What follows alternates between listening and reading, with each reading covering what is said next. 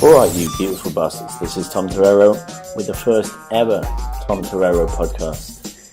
And I've been deliberating for a while really whether to do them, to kick this series off, because A, I wasn't sure if I was going to commit to it weekly, but I have, and I am. And secondly, I was thinking, well, has everything that could be said about day game been said already in terms of technicality and outer game and inner game and whatever? There's been lots of podcasts about day game, and guys have read my books and they know the journey and they know the model and the blah, blah, blah. So what's left to be said? And then a few guys said to me, well, it would be nice to hear the story behind what you do and what you get up to in your life and how you've come to be where you are, and hear a few failure stories and generally what I get up to rather than just teaching technical day game. So I thought, yeah, I'm going to do it, and it's going to be diverse. It's going to be beyond the number, so it's not just about collecting girls' numbers during the day, but it's about my traveling, and it's about my lifestyle, and about my income, and about my health, and of course it's about cold approach, picking up girls in various random situations and random countries. And soon this will be available on iTunes, so give me a few days to get this approved by Apple so they know it's just not 100% filth, and then it'll be downloadable from iTunes, which will be cool. First of all, on episode number 1, I want to say cheers. A big, fat, meaty cheers for all of the guys that have supported what I do, and they've supported me from the moment I started 4, if not 5 years ago now. And they're fans of the new website. You've got the new book. You've got the first book, Day Game. You supported Badass Buddha, whatever. This is not meant to be an upsell. This is just meant to be thanking the guys that have supported what I do and the YouTube stuff as well. So cheers for that. And I should say I'm not really doing much teaching at the moment. I'm doing a lot of Skype coaching, that is true, but I'm not doing the bootcamp schedule that I was doing last year, where I'm training every weekend and doing loads and loads of residentials and one-on-ones. So I've taught for a long time now, and I needed a bit of time off from that to concentrate on other things. So the only upsell I will do is that if you're in London and you're interested in a boot camp with some of the best day gamers in the world, then my instructors, Dave Digler and Sam Django, along with the legendary Rami who started it all off, they're doing London boot camps. So I'm not going to go on about them, but on my behalf, they're teaching London boot camps. Go on the website and you'll see the dates. Anyway, it's been an epic year so far. I've been with Dave and John Matrix in the USA. We did Miami, we did Austin, Texas, we did Vegas, we did LA, and I was in Bulgaria. I've been to the Baltics, Lithuania, Latvia, Estonia. I've been to the Balkans, the crazy Balkans. I've been to Prague a lot, to Portugal to speak at an amazing conference there earlier this year, to Germany, to Austria, and obviously to big, wild, batshit crazy Russia, where I am right now recording this podcast. And I'm about to go to Siberia, take a train across half of Russia to Siberia to see somebody and have a bit of a Trans-Siberian adventure. And then after that, in October, I'm going to be in Croatia and a little bit in Prague.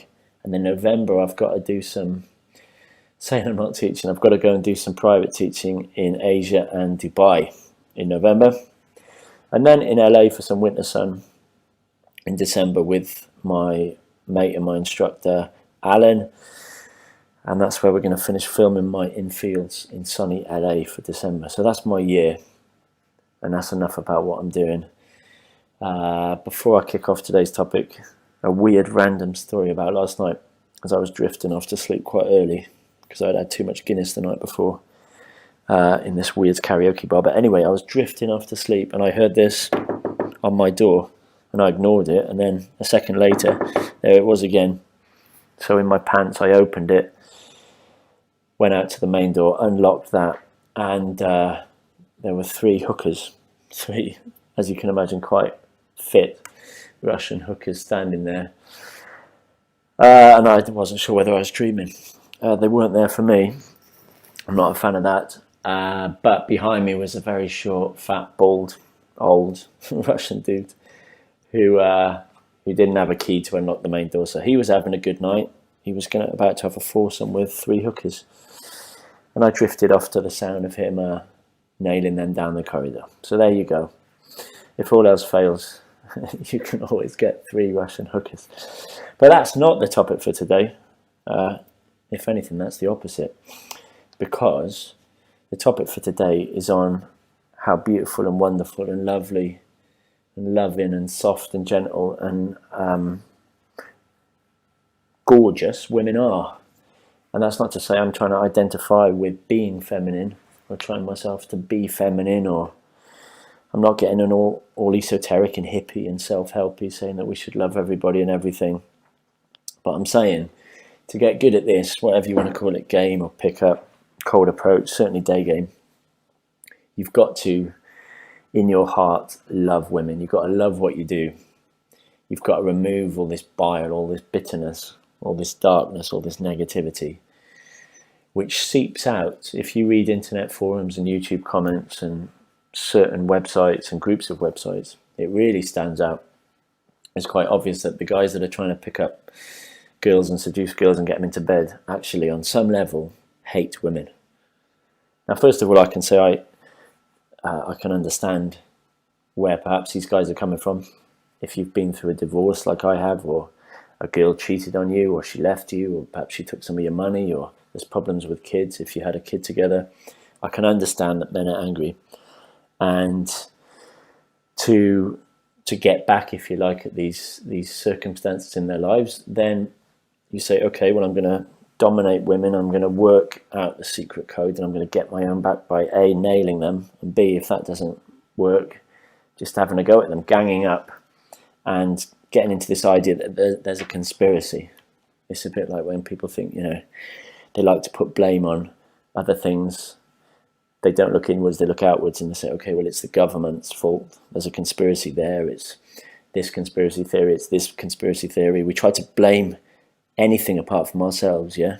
So we blame our parents, we blame God, we blame girls instead of getting off our own arse. So it's nice and easy to cast blame and shame girls for being fat, shame girls, calling them sluts, or I've written down a few comments here that I read the other day on a pickup forum about how to meet women during the day. One guy said, "They make me puke. Why are women so nasty?"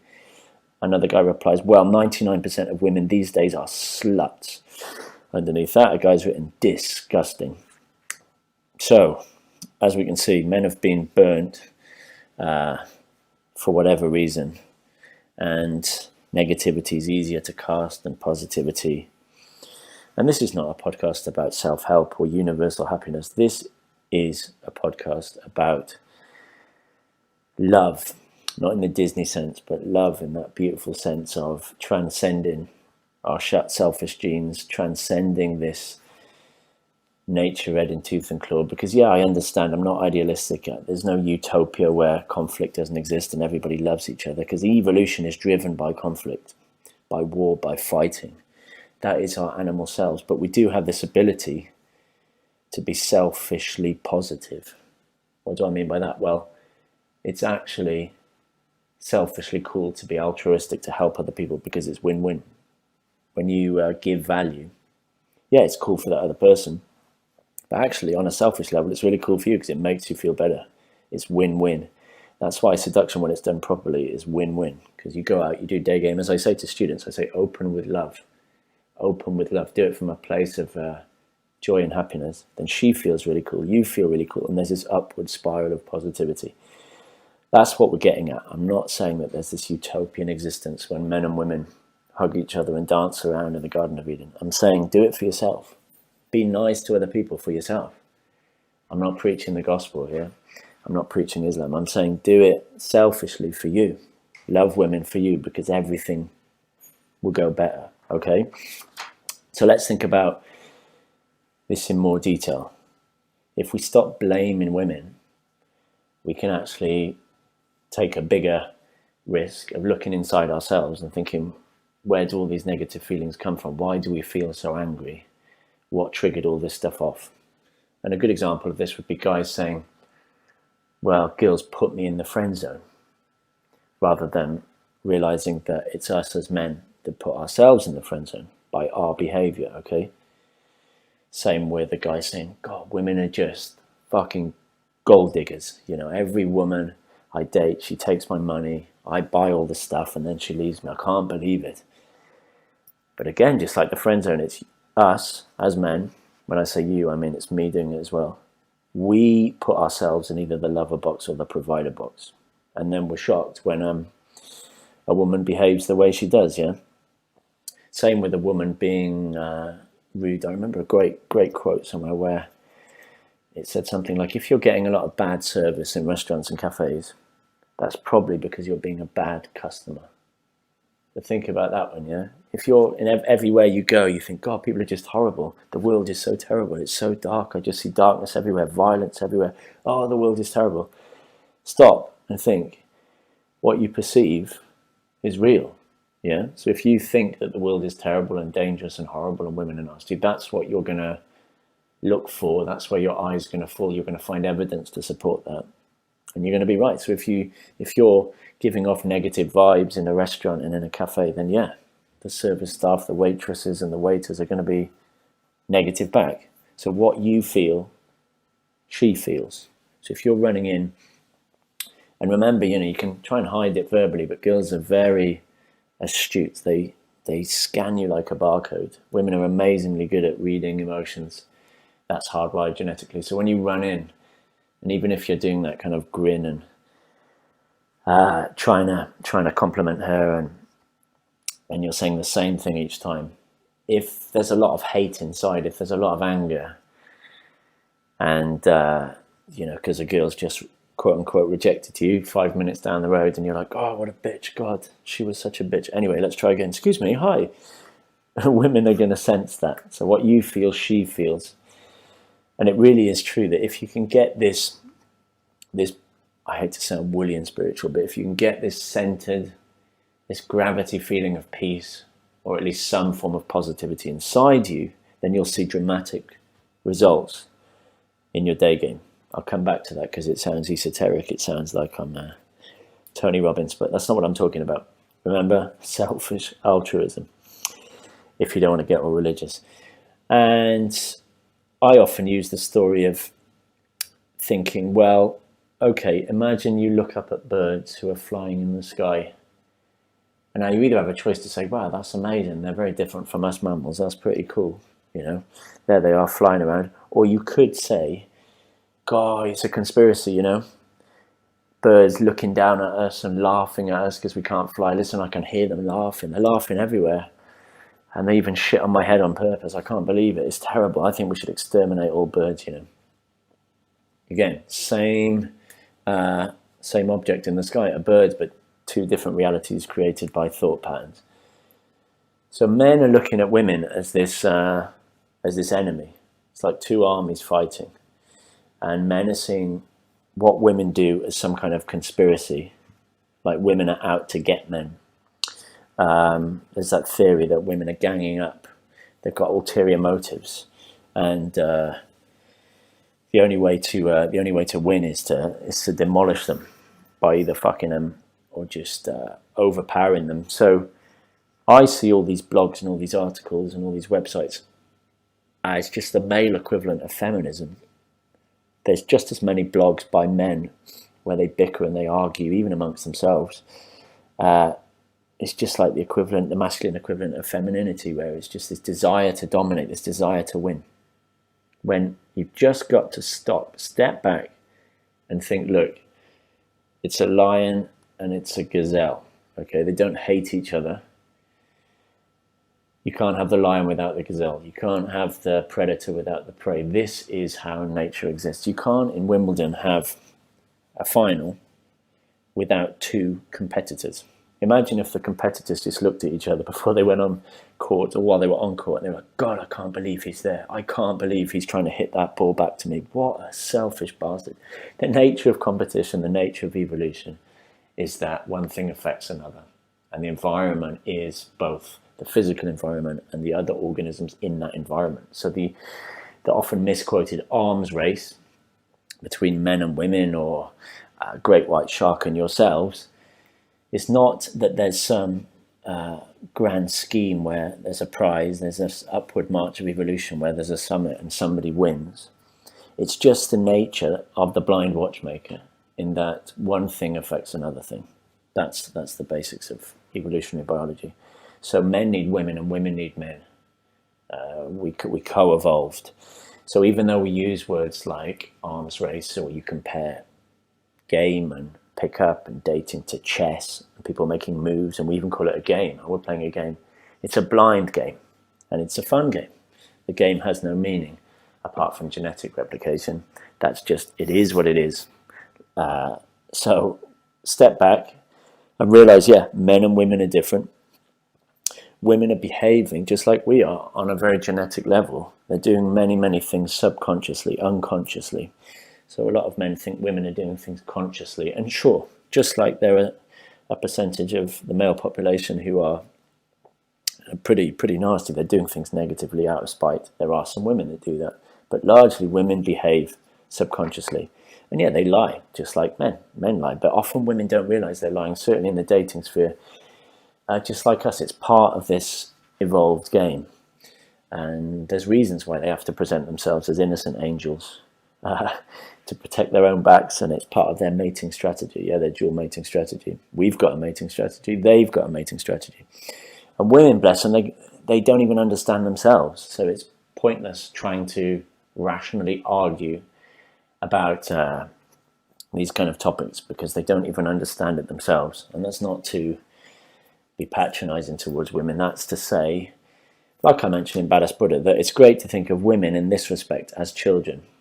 Not to say they're stupid and incapable, but just like we say children are wonderful and lovely and magical and full of joy and wonder, a child doesn't really know why he's behaving the way he does, why she's behaving the way she does. She's just a child, and she needs your help. The child needs your help. The child needs your boundaries. The child needs your love. It's tough love. The child needs you to feel like a child. You're the rock, they're the kind of the stormy weather, and they test you. And again, it's unfortunate, this word test, shit test, the woman's testing you, because it implies she's doing it consciously, but it's largely unconscious. And it's healthy for women to test, just like it's healthy for children to push your button, see where the line is, because they need that feeling of being put in their place from a place of love. So it's tough love from positivity. Some people call that soft dominance. Completely different to being aggressive and trying to dominate a child through fear and through just violence. It's the same with some men trying to win this game of mating chess through fear and scaring women and dominating them in every way they can, whether that's writing a book about how evil women are or believing in this conspiracy theory. So the oft quoted phrase is true: don't listen to her words, listen to her actions. It's the same with a child. Don't listen to what a child is saying, look at what the child does. And that'll tell you a lot about hardwired behaviors. And don't resent this drama that women create. It's very normal for women to create drama. That's how they push up against you to see if your value is real or not, see what kind of a man you are. That's part of their mating strategy. And as I said, all of this is evolved and it's hardwired and it's subconscious. Okay, so when men are calling women sluts, or there's this weird thing on the internet where men are shaming women for being fat. Well, let's stop and take a look at ourselves. Let's not have double standards. As all religious traditions say, if you're going to throw stones, don't live in a glass house, because someone's going to immediately throw one back at you. So look at all the men who are also overweight, obese, not making use of their potential value. It's massively in the male's mating strategy favor to pump and dump, to sleep with girls, spread his seed. It's part of the female mating strategies I've talked about in other videos, to upgrade hypergamy, to have this dual mating strategy where you have a provider to look after the kids, but you also have the lover to ensure alpha genetics. So to blame women for their sexual behavior is, it's just like blaming men for their sexual behavior. Neither side should blame the other. Again, see, I'm using the word side as if it's this war, this conspiracy war, but it's not. It's as much as a side as the tiger is against its prey. And men have this double standard thing where they want to marry the Madonna and fuck the whore. They're shocked when they find out there's this quote unquote secret society where women are also enjoying sex with lovers, and they don't want to hear it. Often I think that's the reason why men are getting really angry, because they don't want to hear it. It's okay for us guys to have a great sex life and get a bit misogynistic. Nothing wrong with a bit of the old comedy misogyny, because that just defines our masculine polarity. If it's coming from a place of strength, it's fine. And I know there's guys that are going to be saying, well, you've posted a Chris Rock video and you talk about banging bitches and you put up videos online of your conquests, but that's very different to being all dark and really seriously misogynistic online and really hating women and really trying to get your own back, besom. And you see that when guys talk about swallowing the red pill. There's a large collection of websites on the internet, if you don't know, called the Manosphere, where guys talk about this new red pill knowledge. But I don't read that stuff. And I tell other guys largely to stay away from most of those sites, because even though the biology in that information is true, and a lot of the social theories on those sites are true, they're written by men who are coming from this dark place, from this bitter, angry place. It's like swallowing the pill but not reading the instructions on the side of the box. And those instructions say, combine all this knowledge, like I say in Badass Buddha, that's the 10%, with 90% action, radical, relentless action. And action means going to talk to women, spending time with women, spending time on the street with girls, doing a bit of day games, spending time in coffee shops, going on instant dates, going on dates, getting girls over, sleeping with girls, hanging out with girls, getting into a relationship if that's what you want, on the lover provider spectrum. But how many hours I've spent with women in the last 5 years has taken me to this place where I absolutely love them. No, not love in the Disney monogamous sense, but I love all their nuances. I love the way they smell. I love the way they walk. I love how hot they are. I love their flat stomachs. I love their asses. I love their hair. I love their giggles. I love their weird little jokes. I love them on so many levels. In bed, I love them conversationally sometimes. I love how they can compliment me. They can make me feel masculine. That's awesome. How if you love women, you love femininity. That's not to say you want to be feminine. I think a lot of guys go, Tom's siding with women. He's taking their side. He's not on team man. No, quite the opposite. I'm saying that if you love women like I do, it makes you feel more masculine, because you don't have to pretend about this caricatured paper alpha thing. It's a bit like people doing, or getting really into theoretical martial arts, but never actually having a fight. That's what a lot of the internet is awash with. Guys who are thinking about game, commenting on game, writing about game, but not spending time with women, which is really what we should be doing this for. Yeah, it's like reading lots and lots of books on chess theory and getting angry that you've got an opponent. Well, no, the joy of reading a lot of chess theory, I guess, I don't play chess, is so you can get better at chess and enjoy the game. And that's what they mean by good sportsmanship, yeah, where you respect your player, you respect the other player, you respect their cleverness and the fact that, yeah, they might have been better at you that time. If a girl kicks my ass, I say, yeah, well, she had a better game, whatever. Now, I'm not pretending to be Jesus Christ or Gandhi or some kind of Buddha. I say this in the Badass Buddha. I'm not walking around as the Badass Buddha saying that I'm perfect and I love women all the time and I'm always positive and always happy, because that is utopian. And of course, there's many times when I've been rejected or on dates, when a woman's playing up, I get reactive. And I feel angry towards women, or if she flakes on me, especially at the last minute, if 5 minutes before the date she flakes, you do feel angry. And I have a deep desire to just put up a post about it, how all women are horrible and I never want to do the game again. But you've got to breathe. Just like in all aspects of your life, you've got to remember that we have the ability to rise above these thought patterns. We control the weather in our own head. And as many of you know, I've suffered from anxiety and clinical depression and stress. And at the heart of learning to live with this, because you never really get over all that stuff, you learn to live with it and deal with it and recognize it. The realization is that you control the weather in your own head. So it takes just as much effort to be a really miserable bastard as being a really positive bastard. Now, I know I said earlier, it's easier to cast blame and be negative on YouTube videos and on blogs and whatever. But that actually triggers this whole domino cascade of things in your life. So if you're constantly going around bickering, gossiping, and feeling resentful and feeling hatred, those feelings will spiral downwards and affect all areas of your life. I noticed that it affects my digestion, and then it affects your sleep. It affects your relationships with your friends, and then your family, then how you are at work and how you function. And your whole life can go out of control just from little seeds of negativity, little seeds of depression taking hold. And the same is true for positivity. I'm not talking about Ronald McDonald, American Universal happiness, finding the cure for happiness, or finding the secret of happiness, because that's utopian. Humans are not designed evolutionarily to be happy. We're designed to survive and fuck. So happiness is a byproduct, but it's cool because we're in control of it. We can selfishly be positive. We can do positive things. And I'm going to do another podcast about how to keep positive.